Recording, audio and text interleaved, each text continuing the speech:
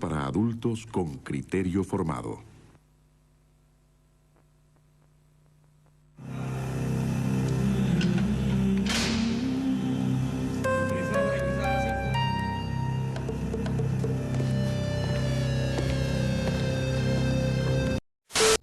Hola, soy la Fer y hoy les voy a hablar sobre el salitre. Bueno, ¿el salitre? ¿Y qué es eso? Calmao, yo te voy a explicar qué es el salitre, por qué fue parte de la historia, cómo llegó a Chile y te voy a dar detalles más importantes.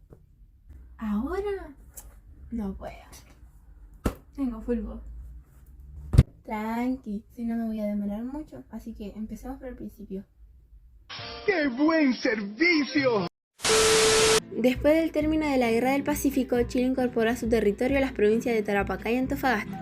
En ellas se encontraba el desierto de Atacama, una de cuyas riquezas mineras, el salitre haría del país un principal productor mundial de sábano natural. Chuata. O sea que fue importante. Claro que sí. De hecho, la producción del salitre tuvo un proceso de expansión hasta fines de la Primera Guerra Mundial. Los primeros antecedentes de la explotación del salitre se remontan al mundo colonial en el que los españoles lo emplearon para fabricar pólvora.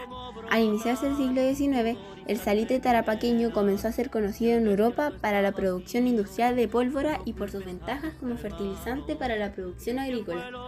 Entre 1876 y 1924, la mano de obra generó centros de viviendas estableciéndose en la pampa salitrera y en los puertos vecinos. El crecimiento de la población en las oficinas del interior, puertos y caletas se produjo rápidamente a causa de migración al norte grande, que buscaban oportunidades de progreso. Olvidé que en estos años también se instauró la ficha de salario. ¿Y qué era la ficha de salario?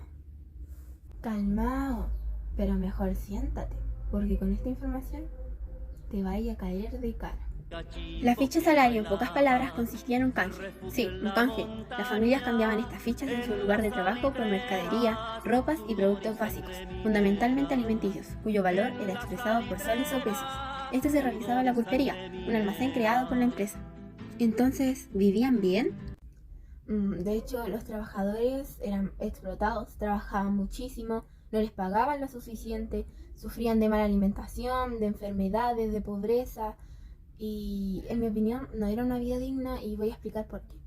Según el reglamento de las oficinas salitreras de 1890, el trabajador estaba obligado a trabajar en forma constante, sin interrupción alguna, durante toda la jornada.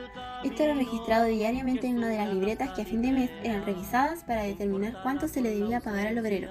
La actividad productiva salitrera comprendía diferentes oficios: los desripiadores o los limpiacachuchos, que trabajaban en cuadrillas de 8 hombres, se turnaban en grupos de a 4 para estar al interior del cachucho y luego para trabajar debajo de él.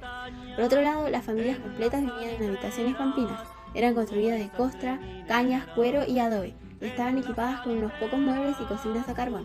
Los niños y adultos sufrían de infecciones, ambiente insano, analfabetismo, existía el trabajo infantil, etc. Eso no era vida, pero al menos hicieron algo para detener el abuso, ¿no?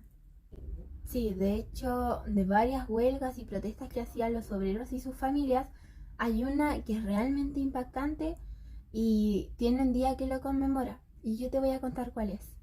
La matanza de la escuela de Santa María de Iquique en 1907. Durante la mañana del 21 de diciembre, el intendente de Tarapacá, Carlos Etzman, se reunió con los representantes de los empresarios salitreros para poner fin a la huelga grande. Etzman señaló que contaba con la autorización del presidente Pedro Montt para pagar la mitad de los aumentos de salarios que se acordaran con los obreros. Los empresarios manifestaron que su preocupación principal no era el dinero, sino un asunto moral. El intendente propuso entonces resolver el conflicto mediante 3 árbitros, uno nombrado por los trabajadores, otro por los empleadores y el tercero designado de común acuerdo. Los trabajadores decidieron mantener el movimiento hasta que la totalidad de sus peticiones fueran acogidas y reafirmaran su voluntad de evitar toda clase de actos violentos. Pasadas las 14 horas, el intendente informó al presidente de la República que utilizaría medidas de fuerza, pues había agotado todos los otros medios para controlar a los mineros y tal concentración de personas en la ciudad ponía peligro a la seguridad pública. Él movilizó a sus tropas y ordenó a sus oficiales desalojar la escuela Santa María, donde estaban concentrados los trabajadores y sus familias. Ellos se negaron rotundamente y el general Silva Luna amenazó con disparar contra quien no se retirara. Solo 200 trabajadores salieron del edificio entre pijes y gritos de sus compañeros. A las 15:45 de la tarde, el oficial ordenó la primera descarga del piquete Higgins hacia la azotea del edificio, donde se encontraba el comité directivo del grupo según consignó el informe posterior de Silvia Renner. Los marinos dispararon hacia la puerta de la escuela, pues adujeron que se habían producido tiros desde el interior. Finalizando el fuego, quienes lograron sobrevivir fueron trasladados hasta el club hípico. Un telégrafo enviado por el intendente Atzman al presidente de la República a pocas horas de ocurrida la matanza advertía de 30 trabajadores muertos y 60 heridos. En un texto firmado por Silva Renard de 22 de diciembre de 1907 se establecía que cerca de 140 ciudadanos habían perdido la vida o sido heridos, aunque la versión oficial dice que fueron 126 los caídos y los heridos 135 personas. El día oficial conmemorativo es el 21 de diciembre. Tiene como nombre la huelga grande y se conmemora la lucha que tuvieron. Fueron muertos injustamente aquellos que exigían sus derechos humanos y que pedían una mejor vida laboral. Ustedes que ya escucharon la historia que se contó, no sigan allí sentados pensando que ya pasó. No basta solo el recuerdo, el canto no basta.